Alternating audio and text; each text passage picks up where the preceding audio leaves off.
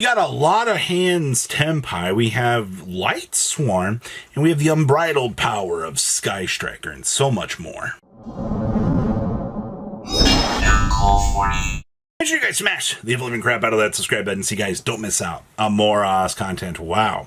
We have Tempai with a lot of hands today. I don't know who cooked up this concoction of being able to use your opponent's monsters in combination, against them like this, but this is hilarious because, with all these change of hearts and all of these snatch deals, you just move everything your opponent has over to your field, and then you just effectively try to OTK them while, safely sitting behind Hecahands cards. That's a lot of hands, and this list is truly a hilarious testament to the ideas that you can just kind of toss around and actually have stick. Now, obviously, when you click TCG, you don't have access to quite all of these good cards. But I think the fact that you, in the TCG, obviously, have access to things like Thrust, that you could also try to supplement with these cards, I think it's kind of worth discussing. Now, we have Millennium. Ah, yes. The fact that this is basically Lightsworn, I do see we are tossing Chiron in here. Because you may as well be testing Chiron, right? Because it gives you the ability to basically mill cards into your thing. Also, I see we're playing 2 Aerosark in here. Ping your opponent for 100 damage for each of your banished monsters. Now, systematically, this is probably an FTK, where you're able to kind of dig through the deck, get all of those monsters loaded up against your opponent, and then you just kind of close out the game in a way that, they can't really do anything about it. I think that's a hilarious thing worth discussing. That also, you're playing Pilgrim Reaper in here. The OCG also, has Moon of the Closed Heaven to kind of bridge the gap into some of the dumber variations and things that you can work with this. But I think that this is just a good key example of how things are going. Ooh, we actually have MSTStriker. Now, I do see that we are doing triple Sight Trance here. Now, obviously, Sight Trance is just broken in this deck, because just getting the ability to draw and then pitch any quick place spell card is really, really good. Now, you also are playing the one MST. I've tested this. I don't think you can really get away with not playing the MST. It is another quick play. And also, oddly enough, having the one MST is not bad. You can actually destroy cards on the opponent's field. You get that control aspect, which is pretty good. Also, do you see the thrust into the Black Goat Laughs? I will tell you, having access to this off of this is very, very good. You have very solid options here to help you out. OCG does get access to Camellia, which it's kind of just a faulty option. I really wish that we could do something about this, but, maybe someday. Alright, ooh, we have Pendulum for you.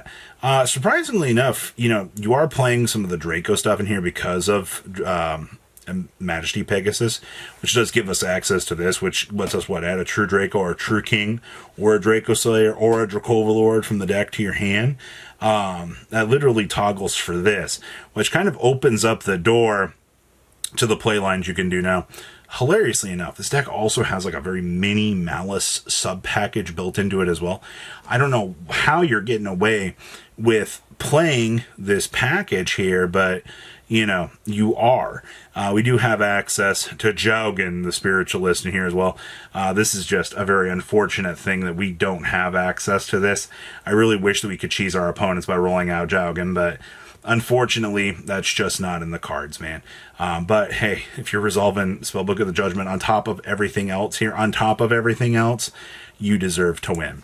Ooh, we actually have some Synchro good stuff. Now, first of all, yeah, we are playing 60 card Synchro good stuff, and we've also got Punk built in here as well. I don't hate the idea of having the Punk cards in here as a supplemental package to try to help you out as you go through the play lines. I think that's actually pretty good. You also do get to see, yes, that is dear old Starlight Junction actually being a card actually helping us out.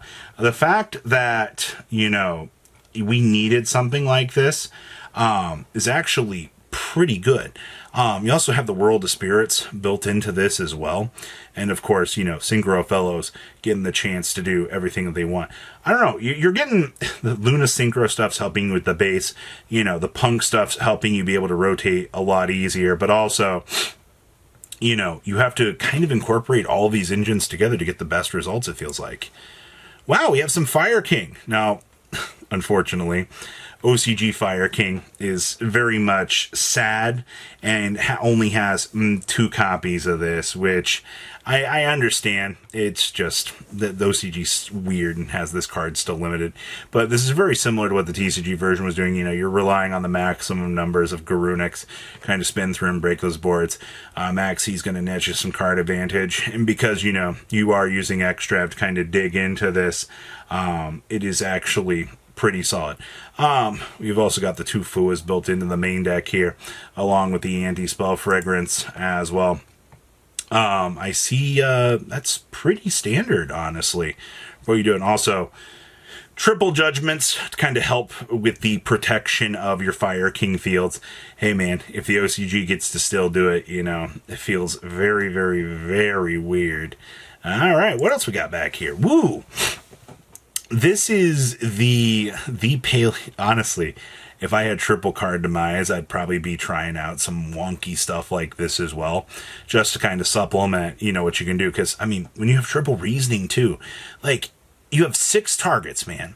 All right, and hypothetically, just by calling, your opponent's probably going to call 8 anyway.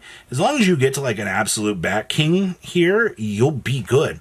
Also, see, we are side decking Ariases just to get access to a normal trap card if need be. I think that this really would just depend on how setup is. Also, you do get to see Fiend Comedian actually coming in here. Now remember, toss a coin.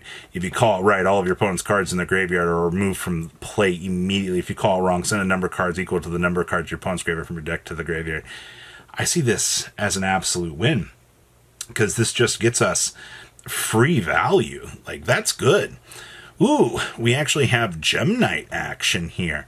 Honestly, it's interesting to me because, like, the OCG doesn't go as crazy on, like, the board breaker side of things like the TCG does. You know, the TCG just kind of tosses everything that they have at the wall with, like, lightning storms, you know, all the extra board breakers. You know, they've also got the scatter fusions built into the main deck. But no, the OCG doesn't really do that method. Instead, they build in like the Fiendsmith stuff, so on the off chance that they do have to go first, they just initially are very much set up to go. Also, yeah, access to Shaddoll Fusion to, you know, clear out that light monster from the deck is going to get you some insanely good value. It's why we do like having, you know, the Shaddoll Fusion in the side deck, just so you can go ahead and toss it out and get that free value for the deck. But very, very, very straightforward. Next up here, we have the unbridled power of Fiendsmith. Yeah, that's right. That's the White Doustin. What you gonna do about it? And we're also playing the Angel's Trumpeter in here as well. So the really cool thing about this is while Engraver is limited here, you do see that we do get access to the double Lacrima if need be. I mean, obviously, you're just going to load out the triple loads here to do your thing. But also, because, you know, we're feeling very, very generous, you do get to see we are playing the Shining Sark generator in here to toggle into this. And we are going with the Gadget and the Gandora. That's actually pretty good. The fact that, you know, you can end on, what, a Dark Dragoon and a Desiree, that could be the difference between, like, winning a locals and just conceding and calling it a day.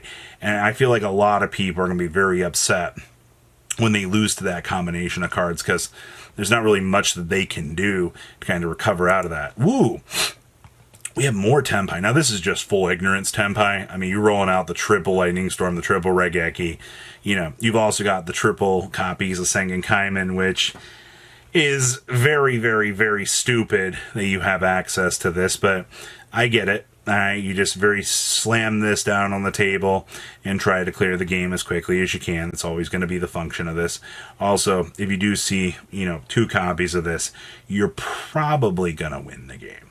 I feel like that's just kind of where we are right now. So what do you guys think about all of these very, very interesting decks? Please, comment down below. Tell me what you guys think. I'll see your beautiful faces back here in day, guys. Patrons, thank you.